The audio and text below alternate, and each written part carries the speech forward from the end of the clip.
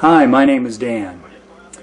I live in an area where the water is kind of hard, which is to say the water has a lot of minerals in it. It's the kind of water where if you wash your car and you don't dry it off real quickly after you rinse the soap off, as the water evaporates it leaves little spots on the car. That's the minerals that it leaves behind. And here the water has a lot of minerals in it, which is good. It makes for good drinking water.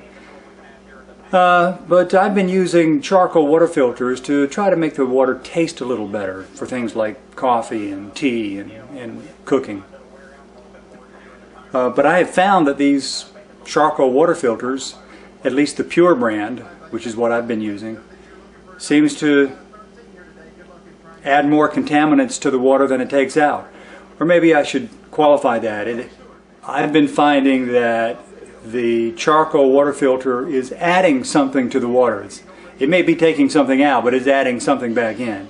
Because using a little water checker device that tests for particulate matter in the water shows a higher number, a higher reading from the water coming through the filter than it does from water coming directly from the tap.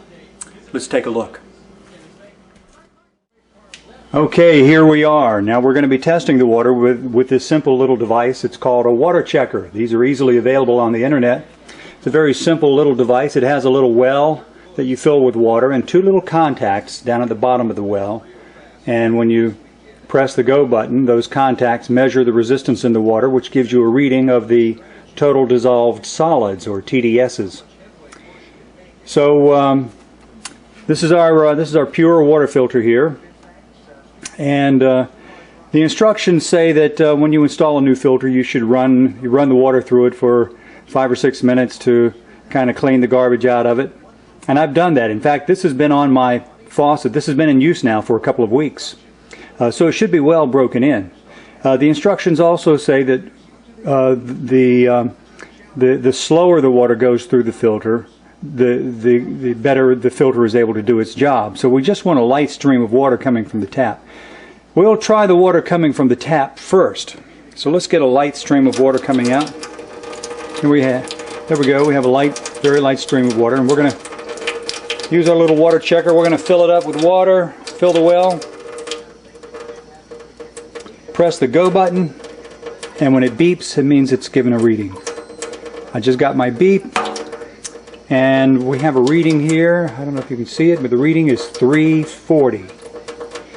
Just for good measure, we will take a second reading. Rinse the well out, fill it back up with water again, press the go button, wait for the beep. There it is. The beep indicates it's done its job, and I have a reading here of, once again, 340 is the reading. Now we'll flip the valve here and run the water through the water filter. This particular model has a little light that blinks green if the filter is good, and it did blink green. So we want to let the water run through the filter for about 5 seconds, as per the instructions that come with the filter. I think we would all agree that that's been more than 5 seconds. So we will now fill the well with water from the filter, press the go button, and wait for a reading. There's my little beep, and we get our reading, and the reading here is 350. That's actually pretty good. Usually the margin is much wider than that. Let's take a second reading. Rinse the well, fill the well up with water, press the go button,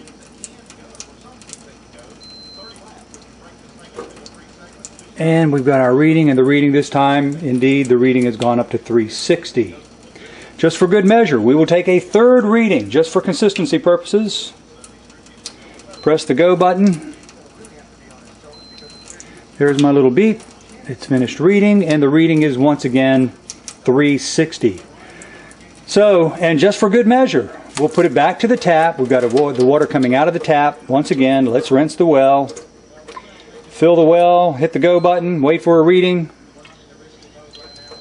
There's our reading, and the reading is once again 340. So here we see that apparently, as the water passes through the filter is adding something to the water that's causing a higher reading on the water checker.